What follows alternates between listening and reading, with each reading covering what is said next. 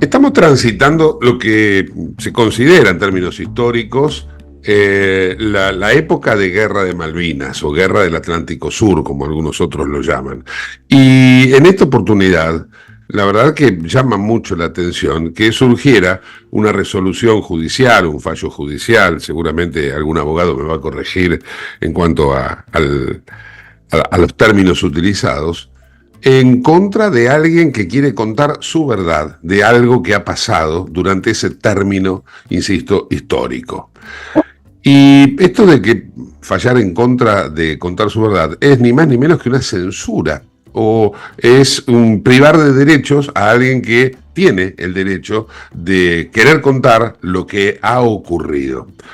En algunos, por decir, en algunos ámbitos se ha dicho que determinados personajes o personas del ejército habían cometido alguna serie de delitos, crímenes, irregularidades. El tenor no me corresponde a mí darlo.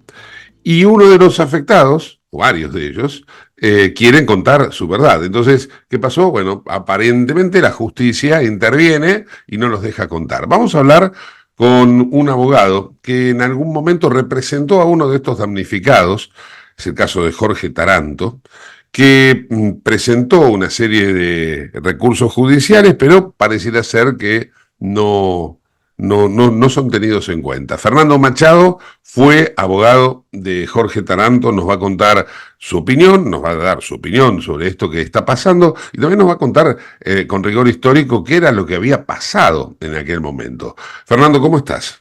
Hola, buenas tardes, Gustavo, ¿cómo estás? Muy bien, gracias. Bien, como vos bien anticipaste, yo fui abogado de Eduardo Taranto, Jorge Eduardo Taranto, desde el año 2007 hasta el año 2013. Mm. Ahora me desempeño como defensor oficial federal en Esquel.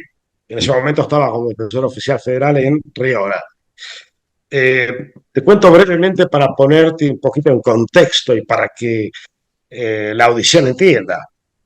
Eh, por aquel entonces, un poco antes, de 2007, Jorge Taranto tenía un programa radial, ¿sí?, que se llama Malvinas, la verdadera historia. Ese programa, bueno, era de alguna manera, fue atacado por un sector, en fin, bueno, tuvo algunas denuncias, bueno, en otros programas televisivos, Taranto, Ujú. eh, en el sentido de que supuestamente durante el conflicto de la guerra de Malvinas había torturado, había cometido delitos respecto de los soldados de su cargo. Hasta ahí yo no intervenía, hasta ahí yo no intervenía.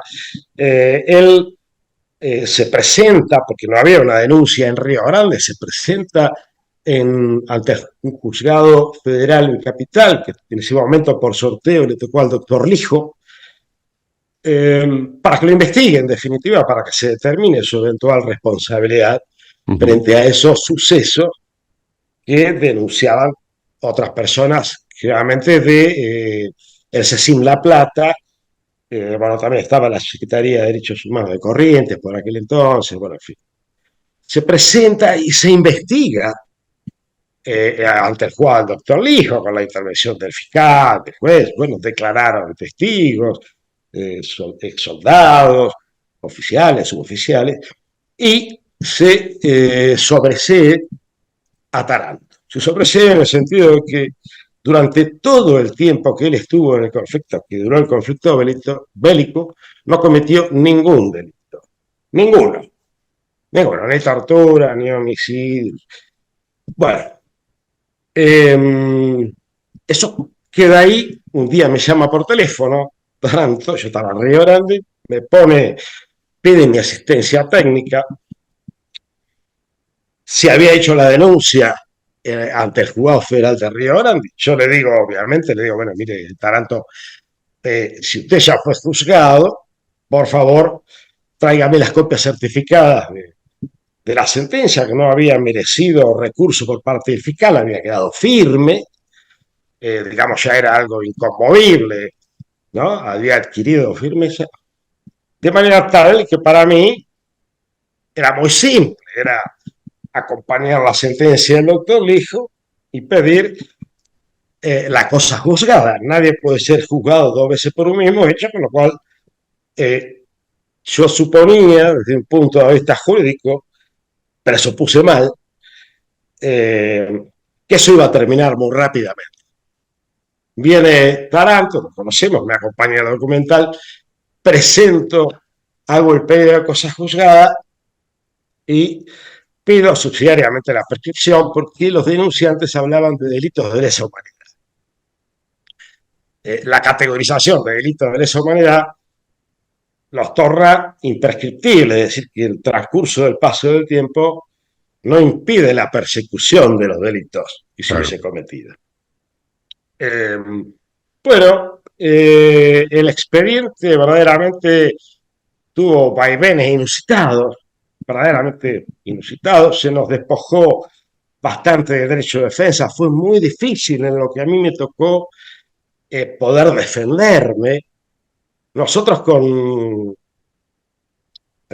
con el mejor propósito de comprometernos con la verdad y la justicia, eh, ofrecimos inclusive la testimonial de todos los soldados del Regimiento 5 de Infantería, que era el que pertenecía a Jorge Tará, de manera tal de poder demostrar en plenitud Ujú. qué había sucedido durante el conflicto. En definitiva, se hablaba de asesinatos, se hablaba de hacerles pasar hambre a los soldados, bueno, se hablaba de torturas, comúnmente denominados taqueamientos, más allá de que en términos castrenses de tiempo de guerras, de la calabozo de campaña, cosa que tampoco sucedió.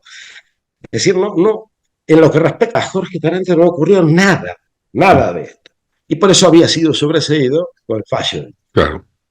Hay que tener en cuenta pauta de contexto también, Gustavo. De hecho es muy importante que se conozca la historia cierta, verdadera. De hecho, cuando querían asistir al Regimiento 5, tanto por helicóptero o vía marítima, porque estaba el estrecho San Carlos que los separaba, murieron 23 personas queriendo proveerles alimentos o provisiones adecuadas para mantenerse Ujú. en el conflicto. 23. Es decir, de 4 helicópteros, los Harriers derribaron 3. Hubo un buque también que también fue un barco que también los quería aprovisionar y también fue hundido. En fin, muchísimas cosas pasaron, ¿no? Por eso lo quiero poner en contexto, Gustavo, porque se habla de que pasaron hambre. Sí, evidentemente no había comida, pero esa comida faltaba tanto para los oficiales como para suboficiales, como para los soldados, para todos. Era una necesidad común y generalizada. Fue el bloqueo, el mayor bloqueo del cual puede haber registro en los conflictos bélicos argentinos, ¿no? De Argentina. Es decir, fue realmente una situación muy compleja. Esto lo cuento un poco para que la gente entienda eh, lo que es un conflicto bélico y cómo tenemos que dimensionar, ¿no? ¿Cómo tenemos que dimensionar? Eh, Volviendo al proceso, fueron muchos los obstáculos. Aparece la querella, luego aparecen tarde porque el juzgado, bueno, había procesado, había dicho que no era lesa humanidad, después va a la Cámara, confirma en voto dividido, hubo un voto que no había dado la razón, va a casación, y casación dice que evidentemente no constituía delitos de lesa humanidad. Eso Ujú. quedó firme en la Corte y ahí, en definitiva, termina.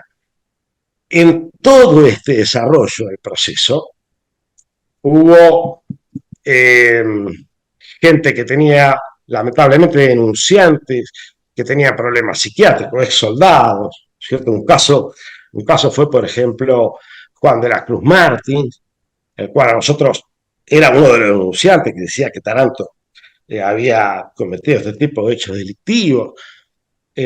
Cuando averiguamos me dice, mira, esta persona tiene problemas psiquiátricos.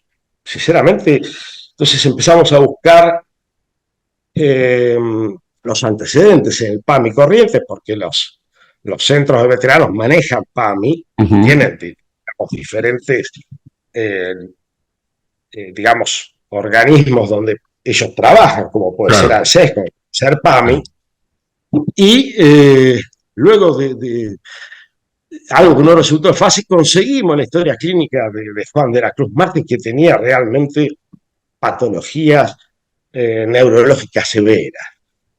Eh, Habían aparecido otros denunciantes como otro soldado, que era Cáceres, por ejemplo. Cáceres no era soldado de Taranto, era soldado de Gacino, que era otro, pertenecía a otra compañía, a otra sección.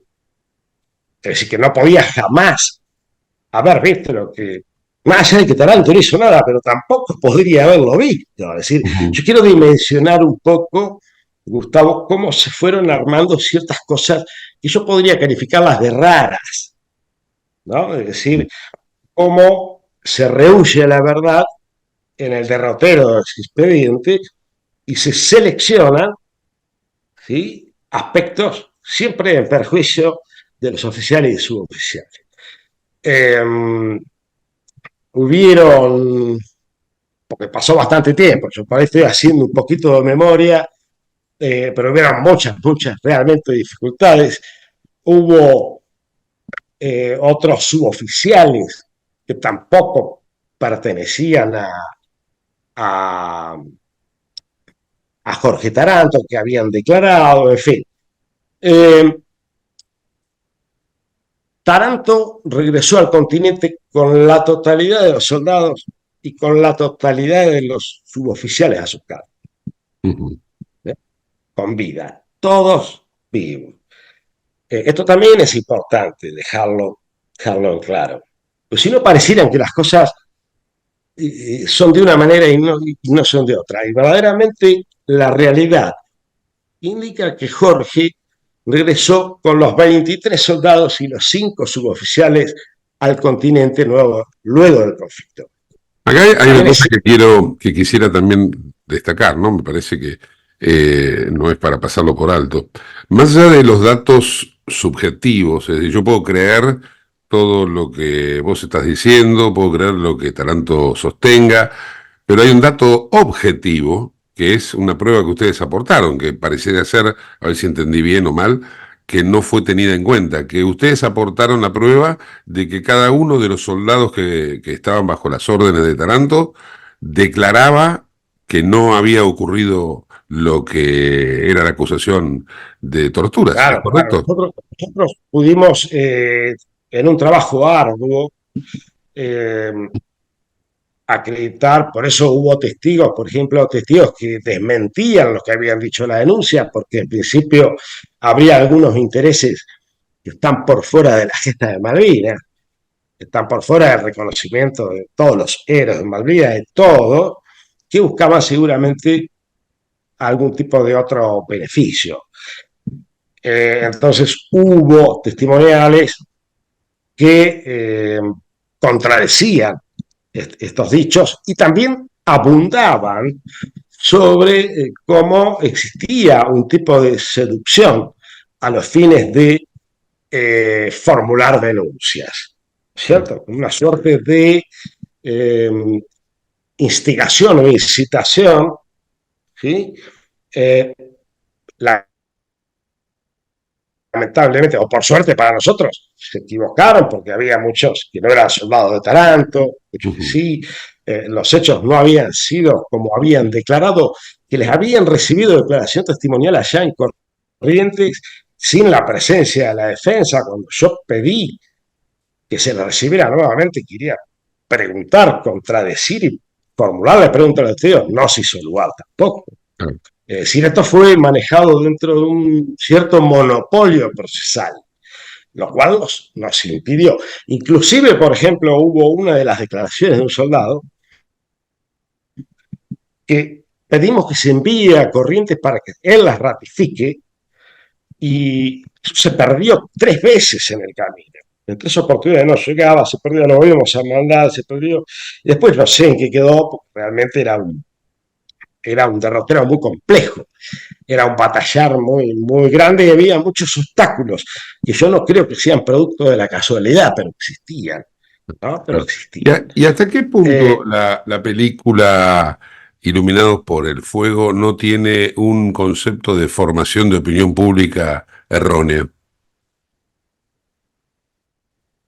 y bueno, la verdad que esa, Gustavo, no es una respuesta que yo no deba dar, en cuanto que deba dar en el sentido de cómo nace esa película. Lo cierto es que esa película tergiversa la realidad y condiciona, en mi forma de pensar, condiciona la verdad histórica. Y lo que es peor, descalifica a los héroes de Malvinas. Yo creo que es una película que verdaderamente victimiza, ¿sí? A los soldados cuando verdaderamente deben ser considerados héroes, más allá de las vicisitudes de la guerra, que las padecieron todos, ¿no? Pero yo creo que lastima, de mi forma de ver, lastima lo que debe ser un respeto irrestricto a la totalidad de los cuadros que participaron en Malvinas. Esto hubiese sido muy fácil, Gustavo, de verificar. Por ejemplo, Balsa, cuando era general, el general Balsa, hizo una fuerte autocrítica en relación a lo acaecido durante la dictadura militar. Ujú. Independientemente de esa autocrítica, el general Balsa, eh, eh, digamos, elogió el esfuerzo y el sacrificio de los soldados en Malvinas. Nosotros pedimos que declare Balsa, dijimos, bueno, que venga Balsa, porque si esto es un plan metódico y sistemático para torturar a los soldados, que en Claro, definitiva era la materia prima para ganar la guerra, bueno, llámenlo a Balsa, llámenlo a todos, a ver, no podemos tener este doble discurso, esta doble vara. claro. Eh, esto es muy claro, nadie con un buen sentido democrático va a justificar lo que ocurrió en la dictadura militar. Pero eso no puede traspasar y contaminar el acto heroico que existió con los cuadros, los soldados, los oficiales, los suboficiales durante la guerra de Malvinas. Claramente, Son claramente. cosas absolutamente distintas. Eh, porque uno de los puntos que ellos sostienen, el fiscal y la querella, es que la perpetuación del gobierno militar iba a estar dado por haber triunfado en el conflicto de Malvinas. Es un argumento que ellos, digamos, como que la dictadura militar se Extendió. Sí, sí. aceptó en Malvinas, ¿no? Como un plan de desaparición de personas, verdaderamente un disparate, ¿no? Desde un punto de vista. Ujú. No, no, Está bien, pero eso guarda la... ocurrió en aquel entonces, en el pasado, poniéndonos también en ese contexto. Ahora, pongamos toda la situación en el contexto actual, Fernando. ¿Qué es lo que pasa que hoy en día privan a una persona dentro de un Estado de Derecho de ejercer su defensa o de ejercer su derecho de poder comunicarse, poder opinar? ¿Por qué hay esta privación de derechos para con Jorge Taranto? Sí, como vos explicás, hay una resolución que lo termina exonerando de todo.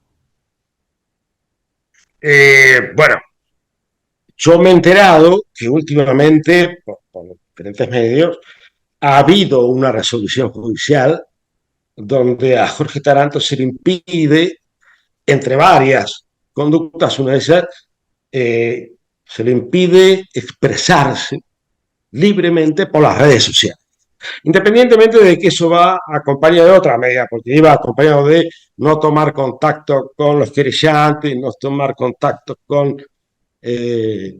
las víctimas, en fin. Taranto nunca se comunicó con las víctimas ni con el sitio.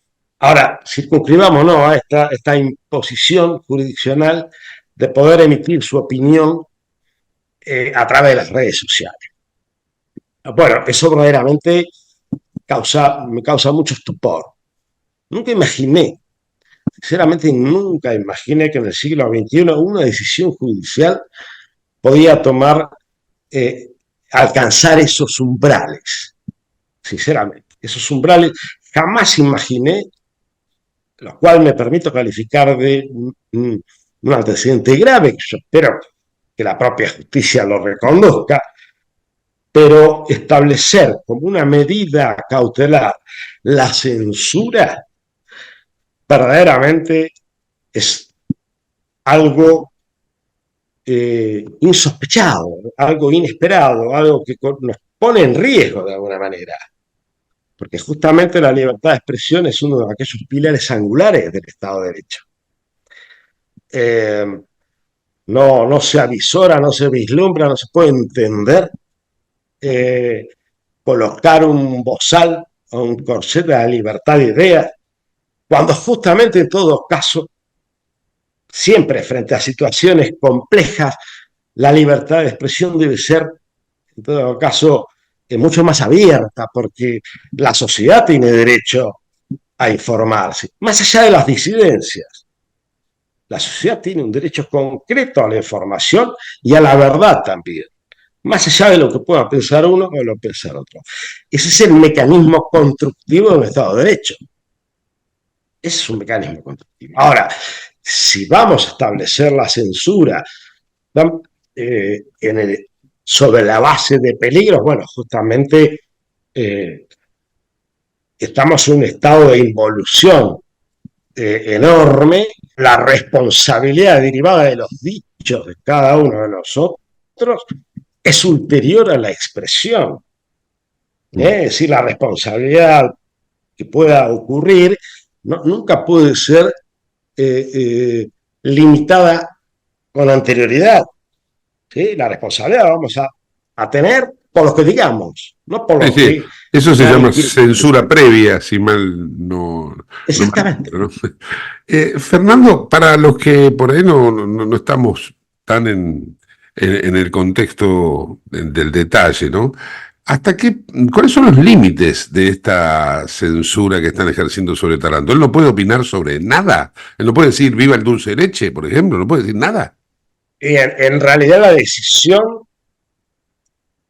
judicial eh, estaría vinculada a estas personas. Digamos, él no podría hablar de Malvinas, del conflicto de Malvinas. Ujú.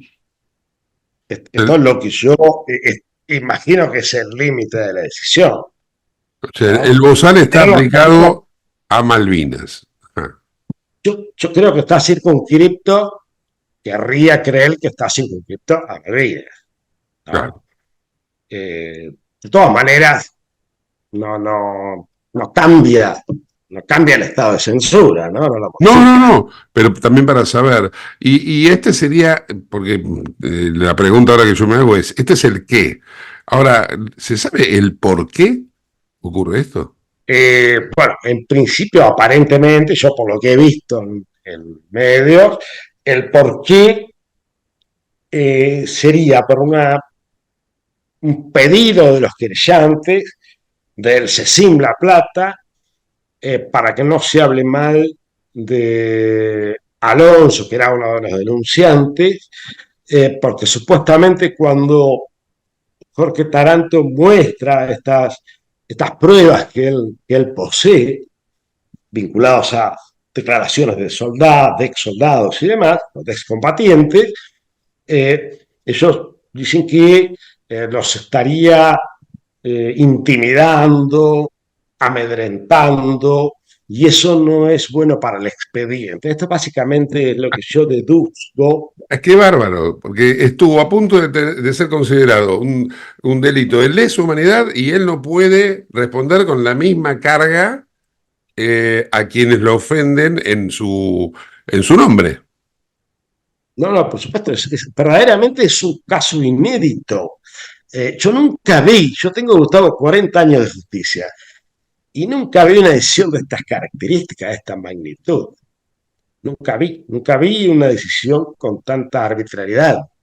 Esto me hago cargo de lo que digo como magistrado de la defensa y como en base a la experiencia que tengo y en base a la legitimación y al poder que le da la ley a un juez como para poder tomar este tipo de medidas. Esto es inaudito, ni siquiera responde a los estándares interamericanos. La libertad de expresión constituye donde uno debe abrevar para construir, para conocer la verdad, independientemente de eso. Esto es una barbaridad, Eh, ¿no? Más allá de que se la quiera fraccionar, es decir, no puedes hablar de esto nada más, ¿no? Independientemente de eso. Qué bárbaro. Fernando, para terminar, ya como cierre, ¿cómo se termina esta situación? ¿Cómo sigue esto? Vos aquí te referís a la disposición judicial. Claro, él va a poder en algún momento hablar de una parte muy importante de su vida, como ha sido nada más ni nada menos que la guerra del Atlántico Sur, o no va a poder hablar nunca más. No, no, no. Es decir, todo lo que involucra a un proceso judicial, obviamente que él tiene derecho a interponer recursos y a resistir las decisiones que el juez tome. Imagino que debe haber recurrido, que es lo que yo le hubiese aconsejado si fuese el defensor técnico, para que la Cámara revierta urgentemente esta decisión. Es decir, Claro. los carriles son eminentemente judiciales, ¿no? Más allá de que no nos guste la decisión del juez, debemos agotar esas vías, debemos ejercer nuestro derecho y ese es el lugar adecuado, ¿no? Para cerrar, algo que es paradójico, pero es la realidad, ¿no? Estamos hablando con el ex abogado de Jorge Taranto. No puede hablar Jorge Taranto porque está prohibido. Él es el que está censurado, porque si no, estaríamos hablando con Jorge Taranto. Sí, sí, sí. Sí, y eso, justamente el hecho, nunca nos dejaron, nunca Jorge Taranto pudo declarar el expediente. Es un expediente que lleva, bueno, el año 2007 Para y nunca repetime, pudo declarar. nunca pudo declarar en el expediente. No, nunca, nunca se le recibió declaración. Nunca, nunca Qué, fue indagado. qué barbaridad, qué barbaridad. Te agradezco mucho, Fernando, esta predisposición para hablar de este tema. Te mando un fuerte abrazo. No, por favor, Gustavo, gracias a vos y te mando un fuerte abrazo. Fernando Machado, en el ojo de la tormenta. Tinglados del Sur. Venta de materiales de construcción en seco, estructuras, perfiles, materiales para techos, chapas, aislante térmico, membranas y brea asfáltica. Se aceptan todos los medios de pago. Presidente Perón 1524 Lomas de Zamora. Tinglados del Sur. 11 6208 66